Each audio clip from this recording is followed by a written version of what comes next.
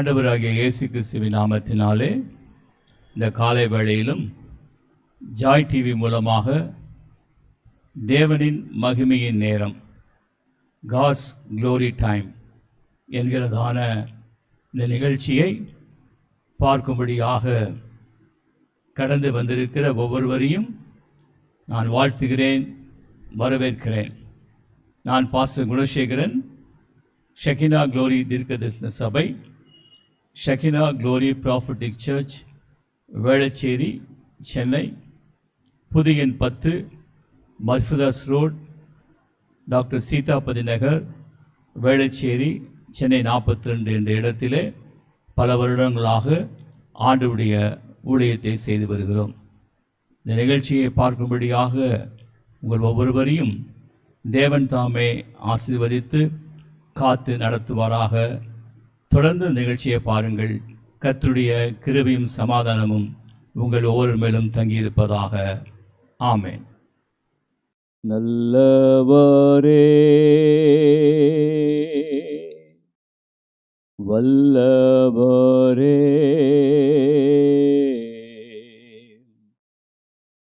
ஆராதனை ஆராதனை.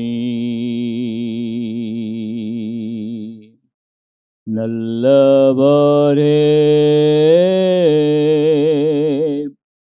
வல்லவரே,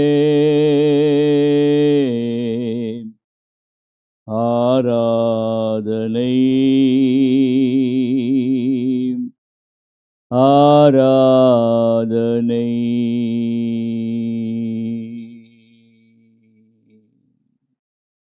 Zibahandro homohadru mahendna hona zilehedna mohodni hantunu hotni sikana ruko relibahandru shantaluru handru dunashigedina rantana gadanada. நிகழ்ச்சியை TV மூலமாக பார்க்கும்படியாக இந்த நாளிலே வந்து அமர்ந்து எதிர்பார்ப்போடு கூட வேண்டலோடு கூட அமர்ந்திருக்கிறதான உங்களுடைய வாழ்க்கையில் கர்த்தருடைய ஆவியானவர் செயற்கரிய காரியங்களை செய்வேன் என்று சொல்லி உங்களுக்கு சொல்லுகிறார். செயற்கரிய காரியங்களை செய்வேன் என்று சொல்லி ஆண்டவராகிய தேவன் உங்களுக்கு இந்த வேளையில் அருள் செய்கிறார். Things which are not possible by human beings, that will be fulfilled in your life, sir, according to the power and mightiness of the Jesus Christ of Nazareth. நசரேயனாக இயேசு கிறிஸ்துவின் நாமத்தினாலே தேவனுடைய வல்லமையினாலும் பராக்கிரமத்தினாலும் செயற்கரிய காரியங்களை இந்த நாளிலே டிவி மூலமாக இந்த நிகழ்ச்சியை பார்த்து கொண்டிருக்கிறதான உங்களோடு கூட கர்த்தருடைய ஆவியானவர் இடைப்படுகிறார். ஜகமா ஹசிகேன ரகுபு நஹூரா ஏபிசிகேன ஹௌரா ஹான கத்திலேக்க ரொகோசுன் காமா ஹஸ்க நெகரு கதான கதா.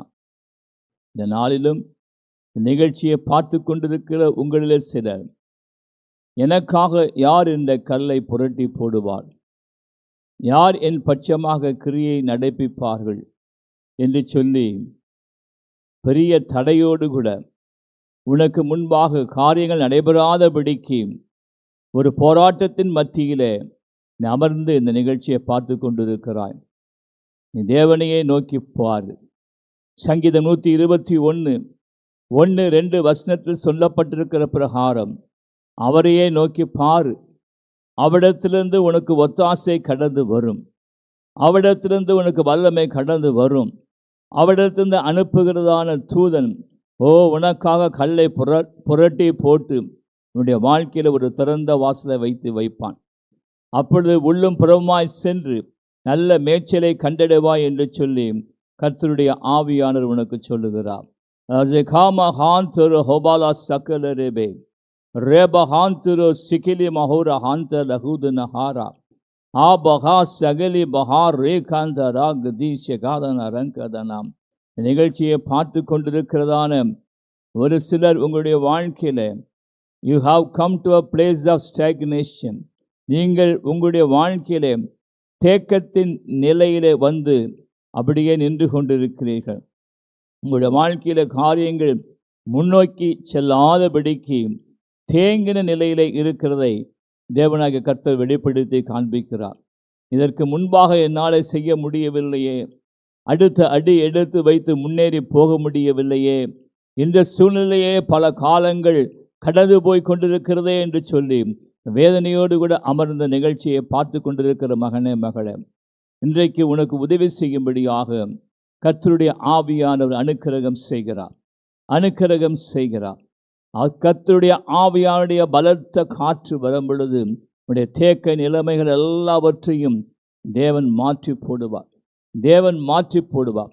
அசைக்கப்படா முடியாததான காரியங்கள் போன்ற எல்லாவற்றையும் அவரே அசைத்து போட்டு, அவரே எல்லாவற்றையும் எடுத்து போட்டு, அவரே எல்லாவற்றையும் அப்புறப்படுத்தி போட்டு நீ முன்னேற்ற பாதையிலே கடந்து போகும்படியாக அவரே உனக்கு உதவி செய்ய வல்லமையுள்ள தேவனாக இருக்கிற என்று சொல்லி கர்த்தருடைய ஆவியானவர் உனக்கு சொல்லுகிறார். ஆசி கலா மகாத்திர ஹோர ஹந்த லகுதுன ஹாரபாம் யசிகேல ரேகபலா ஹரா மகரின ஹந்த ரகதன ஹந்த ரிகதனாம் அகரேஷிகலாபர் ஹந்த லோஹோதி ரிகதனா கந்த ரகதாம். இந்த நிகழ்ச்சியை பார்த்து கொண்டிருக்கிற சில ஸ்திரீகளுக்கு, பெண்களுக்கு, தாய்மார்களுக்கு ஆண்டவர் சொல்லுகிற காரியமாவது, உடைய பிள்ளைகள் நிமித்தம் அதிக வேதனையோடு கூட மன கிளேசத்தோடு கூட நீ காணப்பட்டு கொண்டு நிகழ்ச்சியை பார்த்து கொண்டிருக்கிறாய் அல்லவா? அவர் உன்னுடைய எல்லா வேதனைகளையும் மன கிளேசங்களையும் மாற்றுவதற்கு அவர் வல்லமையுள்ள தேவனாக இருக்கிறார். அவர் ஆபிரகாமின் தேவன், ஈசாக்கின் தேவன், அவர் யாக்கோபின் தேவன். அவர் உன்னுடைய தேவனாக இருந்து உன்னுடைய மன கிளேசங்களை மாற்றி போட்டு எல்லா சூழலின் மேலும் நல்ல ஒரு வெற்றியும் ஜெயத்தையும் கொடுப்பதற்கு தேவன் வல்லமையுள்ள தேவனாகவே இருக்கிறார் என்று சொல்லி கர்த்தருடைய ஆவியானவர் உனக்கு சொல்லுகிறார். பாசி கமா ஹஸ்ஸினி ஹோபுஹனாஹோ பேசி ஹபூன ஹோ ரஹா பஹனப ஹந்தரஹா எசிகல ராக்கல பூர் ஆந்தரிக் சஹார கதனகனகம். உன்னை குறித்து தேவன் நினைத்திருக்கிற நினைவுகள் நன்மைக்கு ஏதுவானவைகள், அவைகள் சமாதானத்துக்கு ஏதுவானவைகள், அவைகள் தீமைக்கு ஏதுவானவைகள் அல்ல என்று சொல்லி கர்த்தருடைய ஆவியானவர் சொல்லுகிறார். அசிகேலா மஹா சிகிமே நஹூரஹா மேகபா லிஹபா நஹூ மஹா மசிகேல ராக்க நஹூரி அங்கனஹா பெசிகேல ரா ஹபு நிஹா மாரிஸ் ஹந்து ருகுதுனி யந்தரா. வயிற்றிலே மிகுந்த வேதனையோடு கூட, வயிற்று பகுதியிலே கட்டி இருக்கிறதான பிரச்சனையோடு கூட இந்த நிகழ்ச்சியை பார்த்து கொண்டிருக்கிறதான ஒரு சிலருடைய வாழ்க்கையில் எப்பொழுது எந்த பகுதியில் வயிற்றிலே கட்டி இருக்கிறதோ அந்த இடத்துல தேவ வல்லமை இறங்குகிறது. ஆண்டவராக இயேசு கிறிஸ்து சுகமாக்குற வல்லமை, அவருடைய உயிர்த்தெழுந்த வல்லமை இறங்குகிறது. அந்த வேதனையை கொடுத்து உன்னை வேதனை படித்து கொண்டிருக்கிறதான அந்த கட்டியை எப்பொழுது தேவ ஆவியானுடைய வல்லமையினாலே, ஆண்டவராக இயேசு கிறிஸ்துவின் குணமாக்கும் வல்லமையினாலே, அவருடைய குணமாக்கும் தழும்புகளாலே நீ சுகத்தை பெற்றுக்கொள், விடுதலையை பெற்றுக்கொள். நீ விசுவாசித்தால் தேவனுடைய மகிமையை காண்பாய். ஆரி பா ஹரபுனி அங்கன துனப ஹந்தரஹா ஓ ரிஹபன ஷங்கலாரபு அசகேல ரக்கபலா ரிகந்து ரிகதனஹா ரகபுலி அந்தலக துனக்கராதனகதாம். நிகழ்ச்சியை பார்த்து கொண்டிருக்கிறதான உங்களில் சிலருடைய வாழ்க்கையில ஒரு மரித்த ஒரு மனிதனை போல, ஒரு மரித்த ஒரு மனுஷியை போல ஜீவன் இல்லாதபடிக்கு உங்களுடைய வாழ்க்கையை கடந்து போய் கொண்டிருக்கிறதை ஆண்டவர் வெளிப்படுத்தி காண்பிக்கிறார். என்னுடைய வாழ்க்கையில எந்த விதமான மகிழ்ச்சியும் இல்லை, சந்தோஷமும் இல்லை, என்னுடைய வாழ்க்கையில் ஜீவன் அற்றதான ஒரு மகளாக இருந்து கொண்டிருக்கிறேன் என்று சொல்லி வேதனையில் கூட அமர்ந்து நிகழ்ச்சியை பார்த்து கொண்டிருக்கிற உண்மையில இப்பொழுது தேவ வல்லமை இறங்குகிறது. உடைய வாழ்க்கையில் ஒரு உயிர்மீழ்ச்சி உண்டாகும் என்று சொல்லி கர்த்தருடைய ஆவியானவனுக்கு சொல்லுகிறான். இயேசு கிறிஸ்துவின் நாமத்தினாலே நீ விசுவாசித்தால் தேவனுடைய மகிமையை காண்பான். இயேசு கிறிஸ்துவின் நாமத்தினாலே ஆண்டவரே, நீ சொல்ல எல்லா வார்த்தைகளுக்காக நன்றி செலுத்தி துதிக்கிறோம். ஆண்டவரே, நீரே மகிமைப்படுவீராக. இயேசு கிறிஸ்துவின் நாமத்தினாலே விண்ணப்பம் செய்து செபிக்கிறோம் நல்ல தகப்பனே. ஆமென், ஆமென். கிறிஸ்துவுக்குள் பிரியமானவர்களே, இந்த நாளிலும் இந்த வேளையிலே தேவனின் மகிமையின் நேரம் என்கிறதான இந்த நிகழ்ச்சியை பார்க்கும்படியாக அமர்ந்திருக்கிற பார்த்து கொண்டிருக்கிற உங்கள் ஒவ்வொருவரையும் பாஸ்டர் குணசேகரன் ஆகிய நான் Shekinah Glory Prophetic Church Velachery Chennai சபை மூலமாகவும் ஊழியத்தின் சார்பாகவும் உங்களை வாழ்த்துகிறோம். தேவனுடைய கிருபையும் சமாதானமும் உங்கள் மேல் தங்கியிருப்பதாக. ஆமென், ஆமென். இந்த நாளிலும் நாம் கடந்த 2 வாரங்களாக பார்த்து கொண்டு வருகிறதான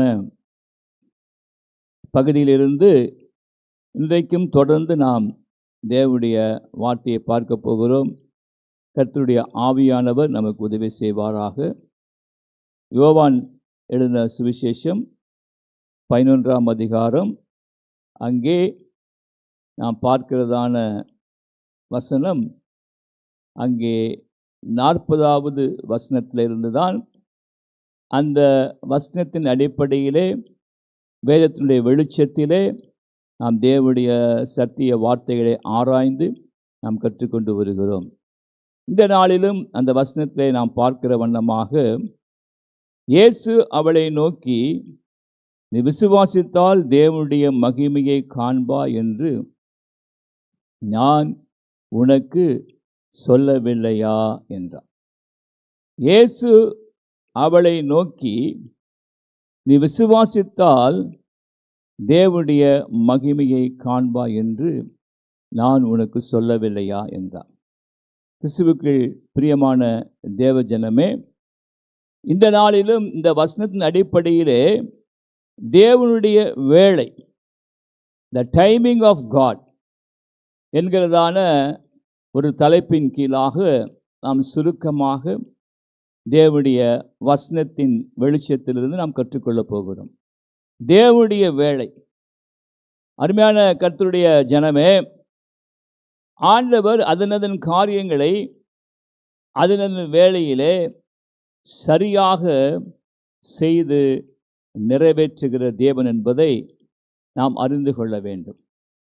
ஏனென்றால் நம்முடைய வாழ்க்கையிலே நாம் நினைக்கிற வண்ணமாக அல்ல, நாம் எதிர்பார்க்கிற விதமாக அல்ல, தேவனுடைய ஆதீனத்திலே அவர் எவைகளெல்லாம் முன்குறித்து வைத்திருக்கிறாரோ, எவைகளெல்லாவற்றையும் தீர்மானித்து வைத்திருக்கிறாரோ, அதன் பிரகாரமாகவே அவர் காரியங்களை செய்கிற நடப்பிக்கிற தேவனாக இருக்கிறார். த டைமிங் ஆஃப் காட், தேவனுடைய வேளை. ஒவ்வொரு தேவனுடைய பிள்ளைகளின் வாழ்க்கையிலும் அவருடைய முன்குறித்தலின் பிரகாரமாகவே அவர் காரியங்களை நடத்துகிறார் என்பதை நாம் அறிந்து விளங்கிக் கொள்ள வேண்டும். அதை சரியாக அறிந்து நாம் விளங்கிக் கொள்வோமானால் நாம் தேவனுடைய வேலைக்காக நாம் காத்திருப்போம். நம்முடைய வாழ்க்கையில் எந்த விதமான ஒரு பதஷ்டமோ, எந்த விதமான அப்படிப்பட்டதான ஒரு கலக்கமோ, நம்முடைய மன கிளேசமோ இல்லாதபடிக்கு நாம் தேவனுடைய வேலைக்காக நாம் காத்திருப்போம் என்று சொல்லி அறிந்து நாம் விளங்கிக் கொள்ள வேண்டும். இங்கே நாம் பார்க்கும் பொழுது, யோவான் எழுதின சுவிசேஷ புத்தகத்திலே பார்க்கும் பொழுது, அந்த 11ஆம் அதிகாரத்திலே அங்கே 3வது வசனத்திலே வாசிக்கும் பொழுது, அப்பொழுது அவனுடைய சகோதரிகள், ஆண்டவரே, நீர் சிநேகிக்கிறவன் வியாதியாய் இருக்கிறான் என்று சொல்ல அவரிடத்திற்கு ஆள் அனுப்பினார்கள் என்று சொல்லி பார்க்கிறோம். இந்த இடத்திலே இந்த பெத்தானியா என்கிற அந்த கிராமத்திலே அங்கே மார்த்தாள், மரியாள், லாசரு என்று சொல்லி 3 பேர் அங்கே வாழ்ந்து கொண்டிருக்கிறார்கள் என்பதை நாம் பார்க்கிறோம். அவர்கள் ஆண்டவராய் இயேசு கிறிஸ்துவுக்கு மிகவும் ஒரு பிரியமான ஒரு குடும்பமாக அவள் இருந்தார்கள் என்பதை நாம் வேத வசன வெளிச்சத்தில் அறிந்து கொள்ள முடியும். அப்படி எங்கள் லாசரு வியாதியாய் இருக்கிறான் என்று சொல்ல அவரிடத்திற்கு ஆள் அனுப்பினார்கள் என்று சொல்லி பார்க்கிறோம். இந்த சம்பவத்தினுடைய ஆரம்பம் நாம் பார்க்கும் பொழுது, அந்த மார்த்தாள் மரியாளுடைய சகோதரனாகிய லாசரு வியாதியாய் இருக்கிறதான அந்த காலத்தில் ஆரம்பித்து, அந்த நாளிலே ஆரம்பித்து நாம் பார்த்ததான 40ஆம் வசனத்திற்கு அடுத்தடுத்து நாம் பார்க்கும் பொழுது அவனுடைய உயிர் தெழுதலை குறித்து பார்க்கிறோம். லாசரு மரித்தவரிலிருந்து அவன் உயிரோடு கூட எழுப்பப்பட்டு வருகிறதை பார்க்கிறோம். இங்கே நாம் பார்க்கும் பொழுது, நீ சிநேகிக்கிறவன் வியாதியாய் இருக்கிறான் என்று சொல்ல அவரிடத்திற்கு ஆள் அனுப்பினார்கள் என்று சொல்லி பார்க்கிறோம். லாசரு வியாதியாய் இருக்கிற அந்த நாளிலேயே, அந்த சமயத்திலேயே ஆண்டவரிடத்திலே தகவல் சொல்லும்படியாக, ஆண்டவரிடத்திலே செய்தியை சொல்லும்படியாக, அந்த நாட்களிலே இப்பொழுது இருக்கிறது போல எந்த விதமான தொலைத்தொடர்பு சாதனங்களோ வேறு எந்த வசதி வாய்ப்புகளோ கிடையாது. ஆட்கள் மூலமாக தான் செய்தியை அங்கே யாரிடத்திலாகலும் சொல்லுவதற்கு அங்கே வாய்ப்பு இருந்ததான நாட்கள். ஆகவே ஒரு ஆள் மூலமாக ஆண்டவராகிய இயேசு கிறிஸ்துவிடத்திலே நீ சிநேகிக்கிறவன் வியாதியாய் இருக்கிறான் என்று சொல்லி செய்தி சொல்லப்பட்டது. அங்கே 4வது வசனத்திலே வாசிக்கும் பொழுது, இயேசு அதை கேட்ட பொழுது, இந்த வியாதி மரணத்திற்கு ஏதுவாக இராமல் தேவனுடைய மகிமை விளங்குவதற்கு ஏதுவாக இருக்கிறது, தேவனுடைய குமாரனும் அதனாலே மகிமைப்படுவார் என்றார். அல்லேலூயா. இங்கே ஆண்டவராகிய இயேசு கிறிஸ்து முக்காலமும் அறிந்த தேவன். அவர் அண்ட சராசரங்களை படைத்து ஆளுகை செய்து அவர் நடத்துகிற தேவன். அவருக்கு எல்லா காரியங்களையும் அறிந்து அதன் காரியங்களை அதன் வேலைகளை சரியாக செய்கிற தேவன் என்பதை நாம் அறிந்து விளங்கி கொள்ள வேண்டும். ஆகவேதான் இங்கே அவர் அந்த காரியத்தினுடைய தன்மையை, அந்த வியாதியினுடைய காரியத்தை அவர் சரியாக புரிந்து கொண்டு அங்கே அவர் சொல்லுகிறதை பார்க்கிறோம். இந்த வியாதி மரணத்திற்கு ஏதுவாக இராமல் தேவனுடைய மகிமை விளங்குவதற்கு ஏதுவாக இருக்கிறது, தேவனுடைய குமாரனும் அதனாலே மகிமைப்படுவார் என்றார் என்று சொல்லி நாம் பார்க்கிறோம்.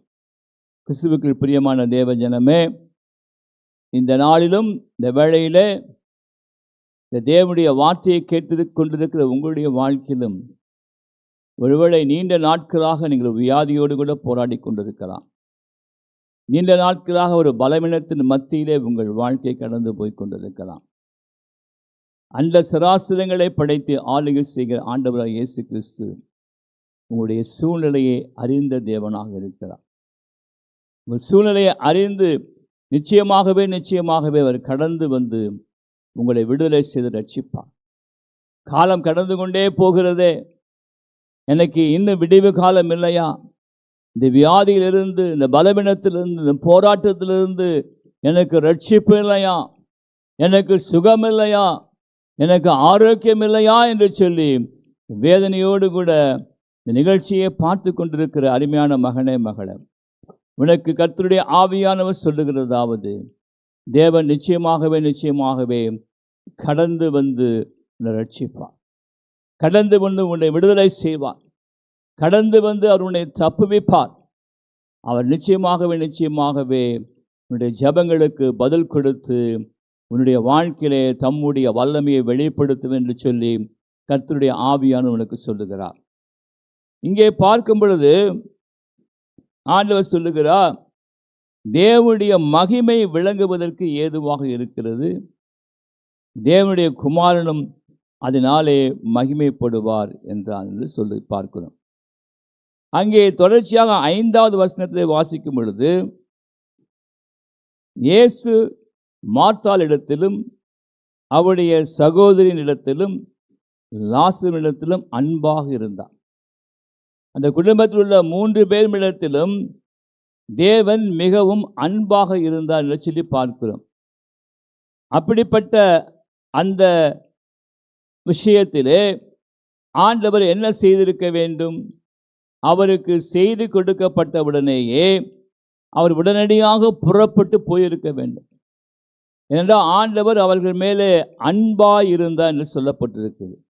நம்முடைய வாழ்க்கையிலே நமக்கு அன்பாய் இருக்கிற ஜனங்களுடைய வாழ்க்கையிலே வியாதி, போராட்டம், ஒரு உதவி தேவை என்றால் நாம் உடனடியாக கடந்து போய் அவளுக்கு உதவி செய்வதற்கு தயங்காமல் நாம் துரிதமாக கடந்து போவோம்.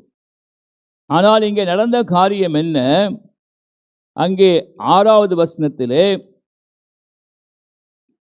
அவன் வியாதியாய் இருக்கிறதாக அவர் கேள்விப்பட்ட பொழுது தாம் இருந்த இடத்திலே பின்னும் 2 நாள் தங்கினார் என்று சொல்லி பார்க்கிறோம். அவர் இருந்த இடத்திலே ஆண்டவராகிய இயேசு கிறிஸ்து பின்னும் 2 நாள் தங்கினார் என்று சொல்லி பார்க்கிறோம். கிறிஸ்துவுக்குள் பிரியமான தேவஜனமே, இந்த வசனத்தை நாம் வாசிக்கும் பொழுது நமக்கு இந்த காரியம் மிக வித்தியாசமாக தோன்றலாம். நம்முடைய மனதிலே, நம்முடைய புரிந்து கொள்ளுதலே இது ஒரு வித்தியாசமான விஷயமாக தெரியலாம். அப்படின்னா நம்முடைய வாழ்க்கையில் சில வேளைகளிலே தேவன் நம்முடைய ஜெபங்களுக்கு அவர் பதிலளிக்காத ஒரு சூழ்நிலையில், அவர் தாமதம் செய்வது போன்று காணப்படுகிற சூழ்நிலையில் நாம் அந்த காரியங்களை வித்தியாசமான விதத்தில் புரிந்து கொள்கிறோம். இந்த காரியங்களை சரியான கண்ணோட்டத்தோடு நாம் புரிந்து கொள்ளாதபடிக்கு நம்முடைய வாழ்க்கையில் எதிர்மறையான சிந்தனையோடு கூட எதிர்மறையான விதத்தில் புரிந்து கொண்டு நம்மை பிசாசானவன் சோர்வுக்குள்ளாகவும் நம்முடைய வாழ்க்கையில் மன துக்கத்திற்குள்ளாகவும் அவன் ஆழ்த்துகிறதை நாம் அறிந்து விளங்கி கொள்ள வேண்டும். ஆகவே இந்த இடத்திலே பார்க்கிறோம், அந்த இடத்திலே தான் இருந்த இடத்திலே பின்னும் 2 நாள் தங்கினார். அதன் பின்பு அவர் தம்முடைய சீஷரை நோக்கி, நாம் மறுபடியும் யூதாவுக்கு போவோம், வாருங்கள் என்றார். மறுபடியும் என்றால் ஏற்கனவே அவர்கள் யூதாவுக்கு போய் கடந்து வந்திருக்கிறார்கள். இந்த செய்தி ஆண்டவருக்கு சொல்லப்பட்டாயிற்று.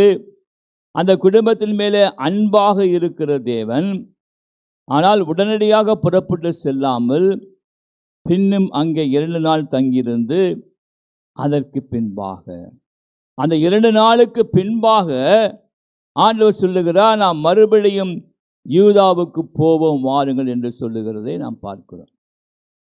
அவர் அங்கே உடனடியாக தம்முடைய சீஷர்களுக்கு சொல்லுகிற பதில் என்ன? அங்கே அதற்கு சீஷர்கள், ரபி, இப்பொழுது தான் யூதர் உம்மை கல்லறிய தேடினார்களே, மறுபடியும் நீர் அவ்விடத்திற்கு போகலாமா என்றார்கள்.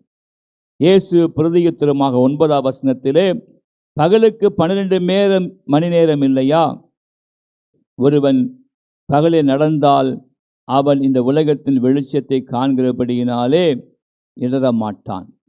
ஒருவன் இரவில் நடந்தால் தன்னிடத்திலே வெளிச்சம் இல்லாதபடியினாலே இடருவான் என்று சொல்லி அங்கே சொல்லுகிறதை பார்க்கலாம். கிறிஸ்துவுக்கு பிரியமான தேவஜனமே, இப்படிப்பட்ட காரியங்கள் எல்லாம் ஆண்டவர் பேசிவிட்டு அவர்களுக்கு இதை குறித்து அவர் சொல்லிவிட்டு அதற்கு பின்பாக தான் ஆண்டவர் சொல்லுகிறார். இவைகளை அவர் சொல்லிய பின்பு அவர்களை நோக்கி, நம்முடைய சிநேகிதனாகிய லாசரு நித்திரை அடைந்திருக்கிறான், நான் அவனை எழுப்ப போகிறேன் என்று சொல்லி அங்கே சொல்லுகிறதை பார்க்கிறோம்.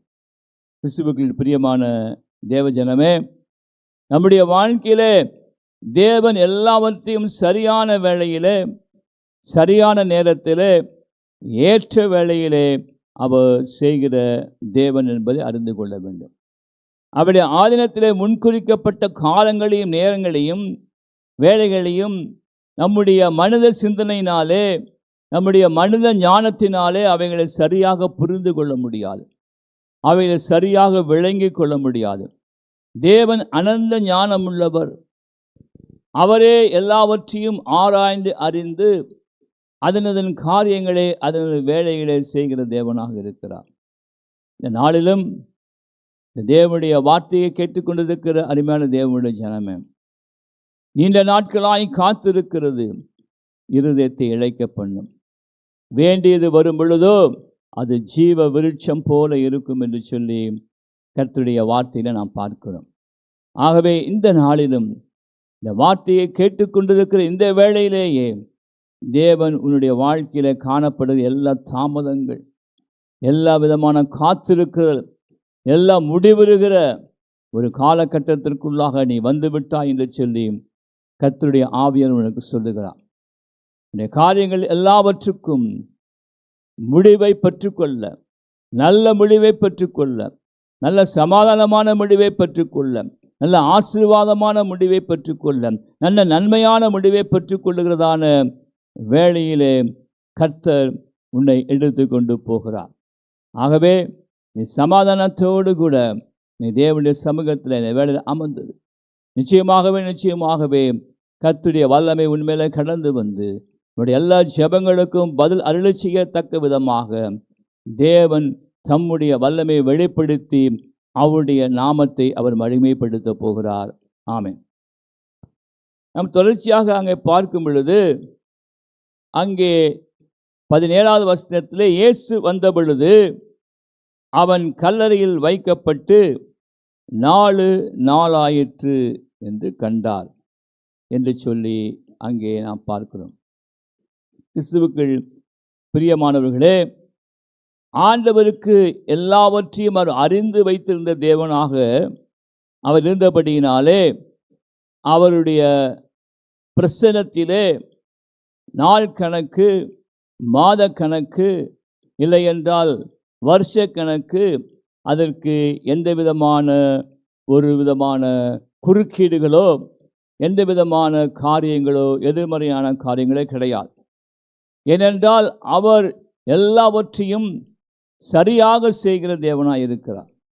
நம் ஆபிரகாமுடைய வாழ்க்கையிலே பார்க்கும் பொழுது ஆதியாகமம் 12ஆம் அதிகாரத்திலே ஆபிரகாமை பெயர் சொல்லி அழைத்து நான் காண்பிக்கிற தேசத்திற்கு நீ போ என்று சொல்லுகிறார்.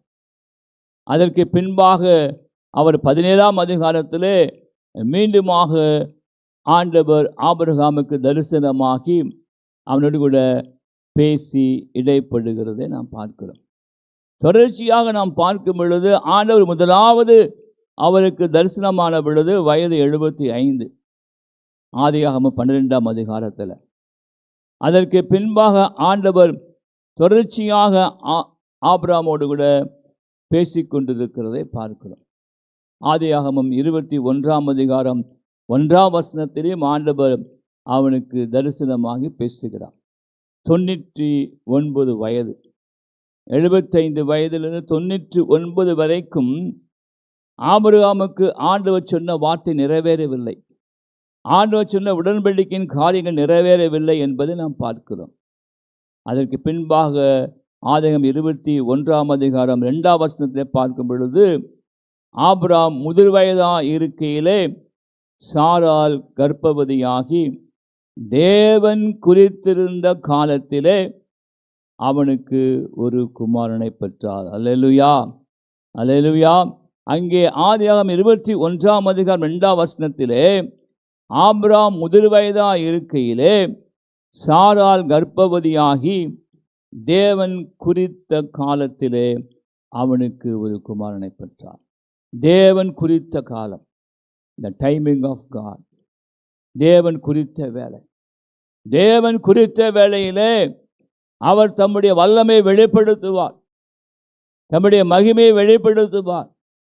அவர் சொன்னபடியே செய்து அவர் வாக்குத்தத்தங்களையும் அவர் உடன்படிக்கையும் நிறைவேற்றுகிற தேவன் என்பதை அறிந்து கொள்ளத்தக்கதாக அவர் தம்முடைய பராக்கிரமத்தை வெளிப்படுத்தி அவர் நிச்சயமாகவே நம்முடைய வாழ்க்கையில் ஆச்சரியமான காரியங்களை செய்ய வல்லமையுள்ள தேவனாக இருக்கிறார்.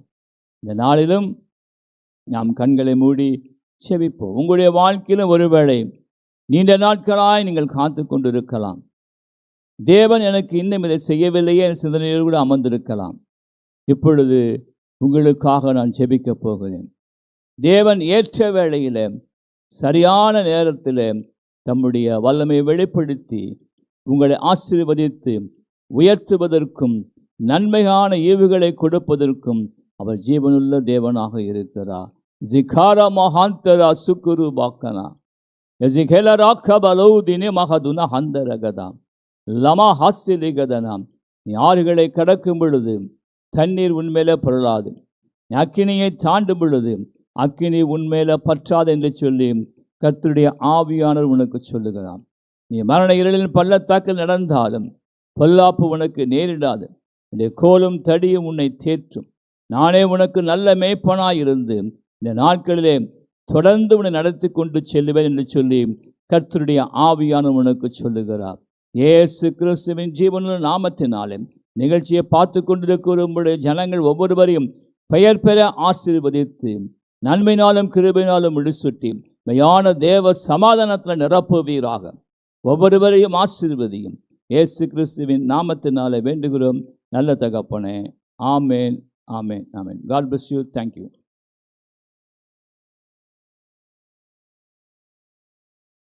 கர்த்தருடைய பரிசுத்தமான நாமத்துக்கு மகிமை உண்டாவதாக. என்னையும் கூட இந்த நாளில் கர்த்தர் சாட்சியாக வைத்தபடியாக நன்றி செலுத்துகிறேன்.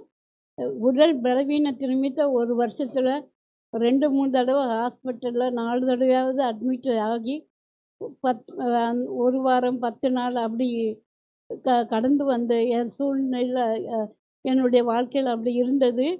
ஆனால் இந்த 6 மாதமாக ஆண்டவர் இந்த படுக்கையில் விடாதபடி என்னை பாதுகாத்து அற்புதமாக நடத்தி வந்தார். அதுக்காக அவருடைய பரிசுத்த நாமத்திற்கு நான் நன்றி செலுத்துகிறேன், ஸ்தோத்திரம் செலுத்துகிறேன். அது மாத்திரமில்லாக பல வருடங்களாக எனக்கு பிசாசின் போராட்டம் நிறைய இருந்தது. பீடி சூன்ய மந்திரத்தினால் பாதிக்கப்பட்டு கட்டப்பட்டவராக நான் வாழ்ந்துக்கிட்டு இருந்தேன். ஒரு முறை 2018 டான்சி நகரில் இந்த சபை நடந்துட்டு இருக்கும்போது நான் என் மெர்சியை கூட்டிகிட்டு வந்தேன். கடைசி ப்ரேயரில் கடைசி நேரத்தில் ப்ரேயர் பண்ண நிற்கும். நான் பாஸ்டர் எங்கள் பீடத்தில் நின்றேன். நான் தூரத்தில் நின்றேன். தூரத்தில் நின்று ஜெபிக்கும் போது எனக்கு அப்படியே அடக்கடிக்கப்பட்டு கீழே விழுந்தேன். அதிலிருந்து கொஞ்சம் கொஞ்சமாக எனக்கு ஆண்டவர் அந்த கட்டப்பட்ட சூன்யம் மந்திரம் பலவீனம் இப்படி நிறைய கட்டுகள் நிறைய இருந்தது. போன வருஷம் கூட நிறைய உபத்திரவத்தை அனுபவித்தேன். உங்களுக்கு இந்த சபையார் எல்லாருக்கும் தெரியும். அப்படிப்பட்ட சூழ்நிலையில் நான் முன்னாடியே நிறைய மீட்டிங் போவேன். ஆனால் இப்போது நான் எந்த மீட்டிங் போகிறதில்ல. செவ்வாய்க்கிழமை, சனிக்கிழமை, ஞாயிற்றுக்கிழமை இந்த ஆராதனைக்கு இங்கே நடக்கிற ஜெபத்துக்கு வந்தேன். எனக்கு ஆண்டவர் வேதனை நீங்கி சுகமாக இருக்கும்படி அற்புதம் செய்தார். ஒவ்வொரு முறையும் வந்து ஜெபிக்கும் போது அந்த நாளைக்குரிய என்ன பாதையில் போய் கொண்டிருக்கிற அப்படியே ஐயா மூலமும் அம்மா மூலமும் ஆண்டவர் வெளிப்படுத்தி எனக்கு விடுதலை கொடுத்து விடுதலையின் ஜெபத்தில் நடத்தினாங்க. அது மாத்திரம் பாசையாவும் அம்மாவும் ஒரு உத்தரவாதத்தோடு ஊக்கமாக எனக்கு என் குடும்பத்துக்காக ஜெபித்தாங்க. சபையார் எல்லாரும் நீங்கள் ஜெபிச்சிங்க. நாங்கள் இன்றைக்கு வேதனை நீங்கள் சுகமாக இருக்கிறோம்.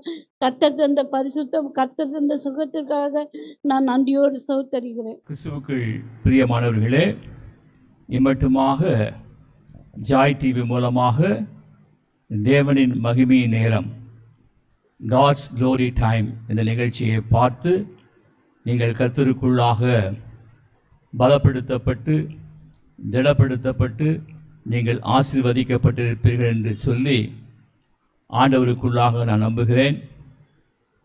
நாங்கள் ஷெகினா க்ளோரி தீர்க்கதரிசன சபை, ஷெகினா க்ளோரி ப்ராஃபட்டிக் சர்ச், புதிய 10, மர்ஃபிதாஸ் ரோட், டாக்டர் சீதாபதி நகர், வேளச்சேரி, சென்னை 42 என்ற இடத்திலே நாங்கள் பல வருடங்களாக ஆண்டவருடைய ஊழியத்தை செய்து வருகிறோம்.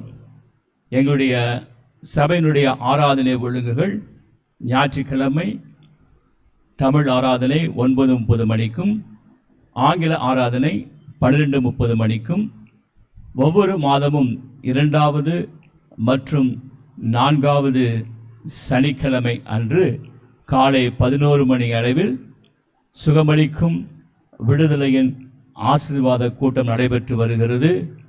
நீங்களும் வந்து கலந்து கொண்டு ஆண்டவர் தருகிற ஆசீர்வாதங்களையும் சுகத்தையும் விடுதலையும் பெற்றுக்கொண்டு நீங்கள் தேவனுடைய நாமத்தை மகிமைப்படுத்தும்படியாக உங்களை நாங்கள் அன்போடு கூட வரவேற்கிறோம், அழைக்கின்றோம். ஆமென்.